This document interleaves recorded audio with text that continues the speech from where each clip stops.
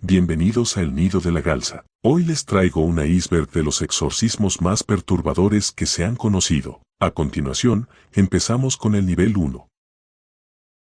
El caso de Anneliese Michel. Anneliese Michel fue criada en una familia profundamente católica. A los 16 años, comenzó a experimentar episodios de convulsiones que fueron diagnosticados como epilepsia. A lo largo de los años, Anneliese también empezó a manifestar síntomas psicológicos como depresión, alucinaciones y comportamiento errático. A pesar de recibir tratamiento médico y psiquiátrico, sus síntomas empeoraron, lo que llevó a su familia a creer que estaba poseída por demonios. A partir de 1975, Anneliese fue sometida a 67 sesiones de exorcismo en un periodo de 10 meses. Durante estos exorcismos, Anneliese se negaba a comer y mostraba comportamientos extremos, como autoagresión y gritos inhumanos. Finalmente, falleció en 1976 y sus padres, junto con los dos sacerdotes que realizaron los exorcismos, fueron llevados a juicio. Desarrollo del caso. 1. Problemas de salud tempranos. En 1968,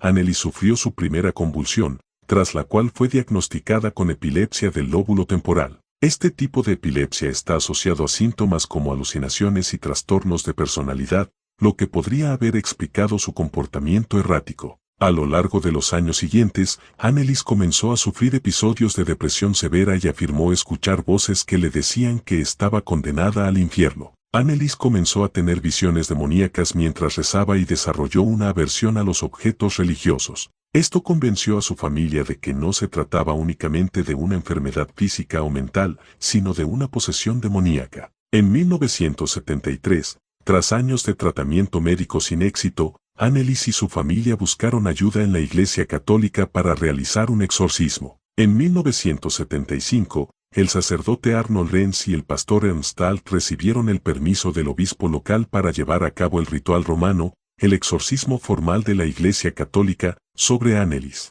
Durante los 10 meses siguientes, Anneliese fue sometida a 67 sesiones de exorcismo, algunas de ellas de hasta 4 horas de duración. Durante estas sesiones, Anneliese mostró comportamientos que su familia y los sacerdotes consideraban signos claros de posesión, gritar en varios tonos de voz, referirse a sí misma como diferentes demonios, incluidos Lucifer, Caín, Nerón y Judas, y mostrar una fuerza física inusual. A lo largo de este periodo, Anneliese se negaba a comer, afirmando que los demonios no la dejaban, y sus condiciones físicas empeoraron gravemente. El 1 de julio de 1976, Anneliese Michel murió en su casa. Tenía solo 23 años y en el momento de su muerte pesaba menos de 30 kilogramos. La autopsia reveló que murió de desnutrición y deshidratación después de casi un año de abandono médico. En sus últimas palabras, Anneliese supuestamente le dijo a su madre: «Mamá, tengo miedo».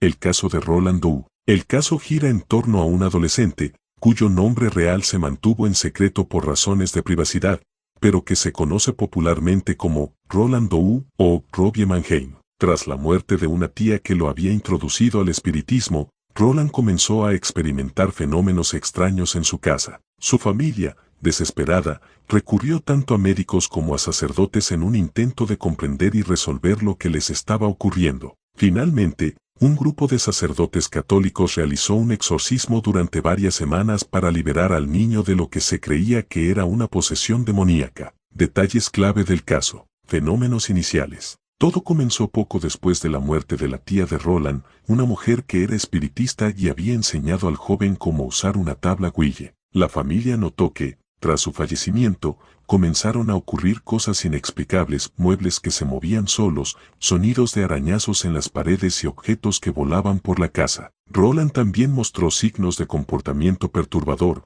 como hablar en lenguas, gruñir y rechazar vehementemente cualquier objeto religioso. Antes de recurrir a la iglesia, los padres de Roland buscaron la ayuda de médicos y psiquiatras, pero no pudieron encontrar ninguna causa física o psicológica que explicara su comportamiento. Los episodios continuaron empeorando, lo que llevó a la familia a considerar una intervención espiritual. En 1949, el reverendo Luther Miles Schultz, un ministro luterano amigo de la familia, fue testigo de varios de estos extraños eventos y sugirió que la familia acudiera a un sacerdote católico. Fue entonces cuando el padre Edward Hughes, un sacerdote católico, realizó el primer intento de exorcismo en una iglesia local en Washington, D.C. Durante este exorcismo, se dice que Roland rompió una de las correas que lo ataban a la cama y, con una fuerza inhumana, atacó al sacerdote, hiriéndolo gravemente. Tras este fallido intento, la familia decidió trasladar a Roland a St. Louis, donde un grupo de sacerdotes católicos,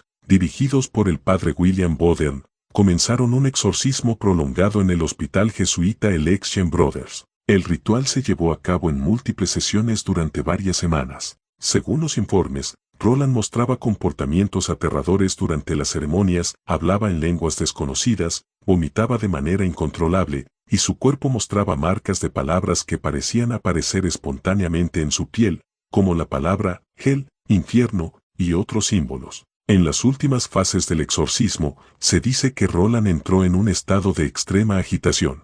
Durante una de las últimas sesiones, gritó que el demonio finalmente lo había dejado, y el ambiente en la habitación cambió repentinamente. Según los sacerdotes presentes, una visión de San Miguel Arcángel apareció en las visiones de Roland, y la entidad maligna que lo había poseído fue expulsada. Después de esto, Roland se calmó y no experimentó más comportamientos anormales. El caso de Clara Germanes L. Clara Germanes L. era una joven cristiana que vivía en una misión religiosa en Natal, Sudáfrica. Según los registros, Clara tenía una vida devota y estaba bajo el cuidado de misioneros cristianos que la educaban en la fe. Sin embargo, todo cambió cuando Clara afirmó haber hecho un pacto con el diablo. Este acto, según los informes, desencadenó una posesión demoníaca que llevó a comportamientos violentos, ataques físicos y fenómenos paranormales. Los sacerdotes de la misión intentaron salvar a Clara a través de un exorcismo que se prolongó durante varios días. En algún momento en 1906, Clara confesó haber hecho un pacto con el diablo. No está claro si este pacto fue algo que Clara hizo en un momento de desesperación o confusión, pero ella misma afirmó que esta fue la causa de la posesión. Poco después de esta confesión, Clara comenzó a exhibir un comportamiento errático y aterrador. Se decía que tenía una aversión extrema a los objetos sagrados, como crucifijos, agua bendita y oraciones.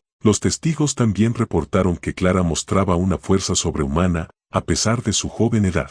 Clara hablaba lenguas que nunca había aprendido. Era capaz de comunicarse en lenguas antiguas, como el latín, un idioma en el que no había recibido ninguna instrucción. Esto fue considerado una señal clara de posesión demoníaca por parte de los sacerdotes. Además de los fenómenos sobrenaturales, Clara también experimentó manifestaciones físicas durante sus episodios de posesión. Los informes mencionan que su cuerpo levitaba, a veces hasta 1 metro del suelo. Este fenómeno fue presenciado por varias monjas y sacerdotes que participaron en el exorcismo. Los sacerdotes de la misión decidieron realizar un exorcismo sobre Clara. 2 sacerdotes, el padre Erasmes y el padre Mansuet, fueron los encargados del ritual. Este proceso se extendió durante 2 días, durante los cuales Clara exhibió comportamientos extremadamente violentos y sobrenaturales. Después de un exorcismo agotador que duró 2 días, los sacerdotes finalmente declararon que Clara había sido liberada del demonio. Tras su liberación, Clara se calmó y volvió a su estado normal,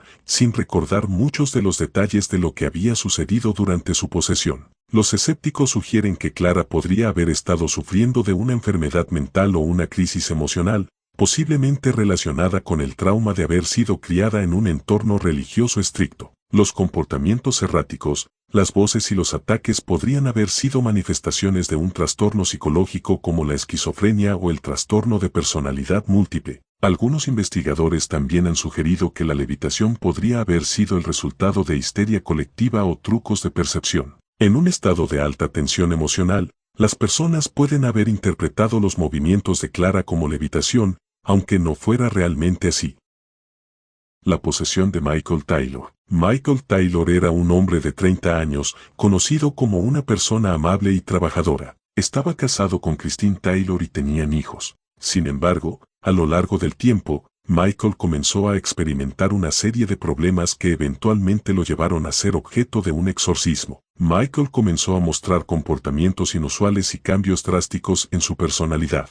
Se volvió distante y comenzó a tener episodios de agresividad. Sus amigos y familiares notaron que estaba cambiando, y su comportamiento se volvía cada vez más errático. En 1974, el pastor de la iglesia metodista local, el reverendo Peter D. Watson y otros miembros de la comunidad comenzaron a creer que Michael estaba poseído por demonios. Después de varios intentos de ayudarlo, decidieron que un exorcismo era necesario. El exorcismo se llevó a cabo el 5 de octubre de 1974 en la Iglesia Metodista de Osset. El evento fue realizado por el reverendo D. J. O'Regan y tuvo lugar en presencia de varios testigos. Durante el ritual, se dice que Michael mostró signos de intensa agitación y comportamiento violento. Durante el exorcismo, los presentes informaron que Michael emitía gritos aterradores y manifestaciones físicas inquietantes. Se decía que tenía fuerza sobrehumana y que se retorcía de manera incontrolable. El exorcismo duró varias horas y al final,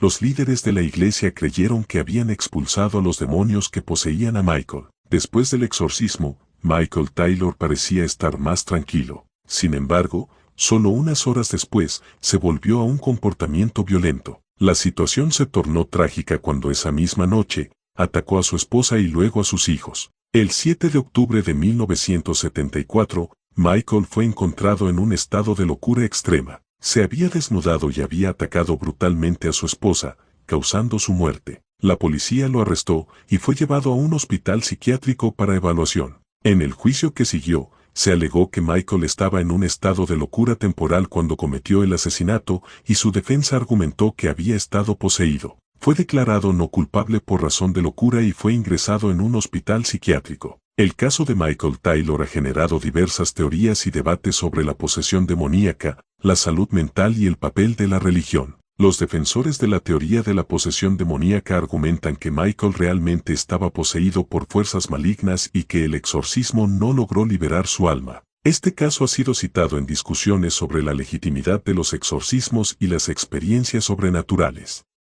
Bueno, hasta aquí llega el nivel 2 de la iceberg, pero a continuación veremos casos más perturbadores, así que te sugiero que me des like y te suscribas para apoyar el canal. Nos vemos en el próximo video.